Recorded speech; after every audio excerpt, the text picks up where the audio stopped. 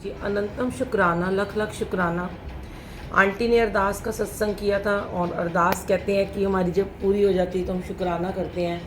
तो थोड़ी थोड़ी अरदास पूरी होनी शुरू होगी, बड़ी जल्दी शुक्राना सत्संग होगा। अनंतम शुक्राना। मैं एक सत्संग शेयर कर रही हूँ छोटा सा कि मेरे मेरे दांत में ना बड़े दिन से दर्द हो रहा था और अचानक ही मेरे सत्संग से निकली तो मेरे यहाँ पे ऊपर मसूड़े पूरे फूल गए।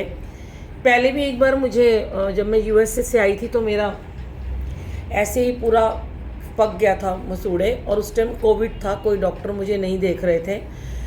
तो मेरी डॉक्टर ने बोला कि आंटी आप घर में ही ये टैबलेट वगैरह खा लो।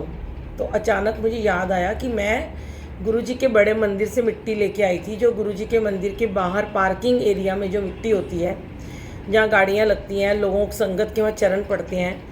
तो मैंने कभी सत्संग किसी के मुंह से सुना था तो मैं वो मिट्टी लेके आई थी।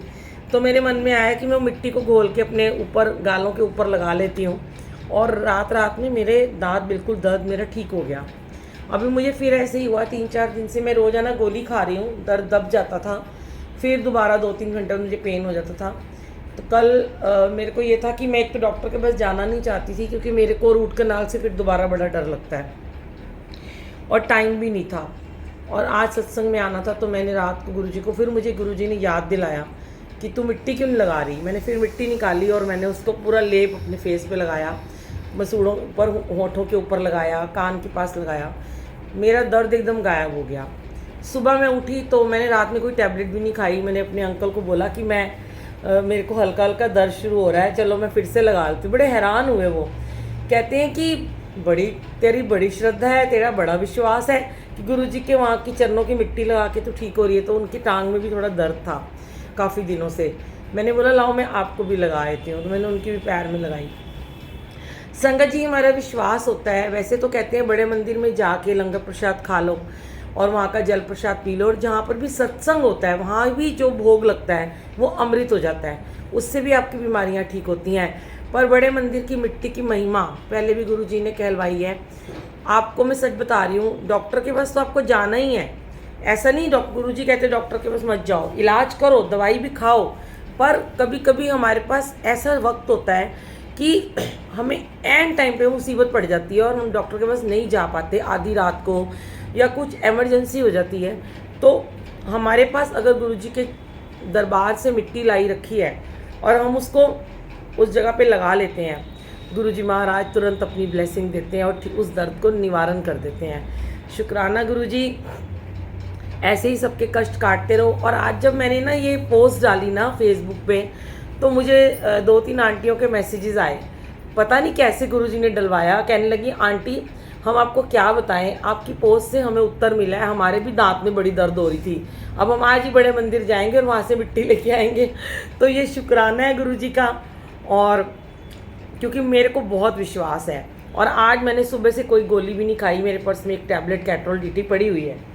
और पूजा आंटी है, इनको भी कुछ इन्फेक्शन हो गया था अभी, और काफ़ी ज़्यादा हो गया था, हमारे सेवादार हैं ये, तो इनको भी मैंने मिट्टी दी अपने घर से, इन्होंने भी वो लगाई, दवाई भी खाई, पर इनको एकदम मिट्टी से आराम आ गया। तो अब मुझे किसी ने पूछा कि हमने मुंह के अंदर मिट्टी लगाई थी, मैंने कहा नहीं, ऐसे भी अंधविश्वास नहीं करना कि मिट्टी को मुंह में ले जाए तो पेट में इन्फेक्शन हो जाए। मिट्टी का लेप लगाया था। आपको पता है पहले के ज़माने में गुरु जी ने हमेशा से आयुर्वेद को ब्लेस किया है। गुरु जी ने हमेशा कहा आने वाले समय में आयुर्वेद का बोलबाला होगा, और ये मैंने पहले भी एक बार शेयर किया क्योंकि मैं खुद आयुर्वेदा स्पेशलिस्ट रह चुकी हूँ मैं। तो गुरु जी ने ही मुझे बताया कि हमारे भारत की जो मिट्टी है उसमें आयुर्वेद छिपा हुआ है। आप देखो गंगा किनारे जो लोग जाते हैं वहाँ पे फॉरेनर्स जाते हैं, मैं वहाँ बहुत जाती थी पहले साधना करने के लिए, ऋषिकेश, हरिद्वार काफ़ी रही हूँ मैं वहाँ पे। तो वहाँ मैंने देखा कि गंगा किनारे जो वीआईपी घाट है, परमार्थ निकेतन है, वहाँ पे लोग ना, फॉरेनर लोग ना मिट्टी में लेट जाते हैं और गीली मिट्टी का लेप अपने ऊपर लगाते हैं और अपने आप को गोरा बनाते, सुंदर बनाते हैं। तो जब बाहर की कंट्री के लोग हमारी भारत की मिट्टी को, आयुर्वेदा को इतना मान रहे हैं, और फिर वो बताओ कि जब गुरुजी के दरबार की मिट्टी तो बहुत ही ब्लेस्ड है, क्योंकि वहाँ पहले गुरुजी ने अपने चरण रखे हैं, उसके बाद गुरुजी कहते हैं मेरे बाद मेरी संगत का नंबर आता है। तो जहाँ से संगत चरण रख के मंदिर में जाती है और उस मंदिर से बाहर आती है, जहाँ वो पैर पड़ते हैं, तो वो मिट्टी तो धन्य हो ही जाएगी संगत जी। तो इसलिए आयुर्वेदा के हिसाब से भी मिट्टी कभी भी नुकसान नहीं करती है। आपने देखा होगा केरला थेरेपी में मिट्टी के भी पैक लगाए जाते हैं, कुछ पतला करने के लिए भी लगाए जाते हैं, कुछ बहुत सारी चीज़ों में मिट्टी का लेप होता है, मड पैक होते हैं। अभी आजकल तो मड स्पा भी आ गया है, मैंने अभी कराया था हेयर स्पा, मड स्पा आ गया है। तो बहुत सारी चीज़ें हैं जो आर्टिफिशियल हैं, लेकिन ओरिजिनल जो गुरुजी के चरणों की धूल है अगर हम थोड़ी सी भी अपने घर में रखें ना, तो कभी भी हमारे जैसे बच्चे हैं, छोटे छोटे बच्चे होते हैं, मैं सोच रही हूँ मैं अब यूएस से जाऊँगी अपनी बेटी के पास, तो मैं उसको भी थोड़ी सी जाके दूंगी कि भाई कई बार बच्चा रात बिरात बुखार हो जाता है, कुछ हो जाता है। और मैंने अपने गले में भी लगाई है, मैंने गले का भी ट्रीटमेंट कराया क्योंकि मेरा गला आवाज़ बंद हो गई थी, पर मैंने मिट्टी लगाई और चंदन का टिक्का भी लगाया, उससे भी मुझे फ़र्क पड़ा।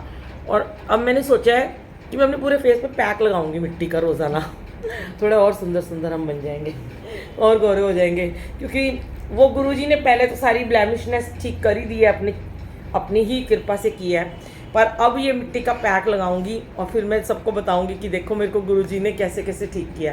थैंक यू सो मच गुरुजी, शुक्राना गुरुजी। आप अपनी बुलबुल आंटी को, अपनी वीरा को ऐसे ही ब्लेस करते रहना। जय गुरुजी, शुक्राना।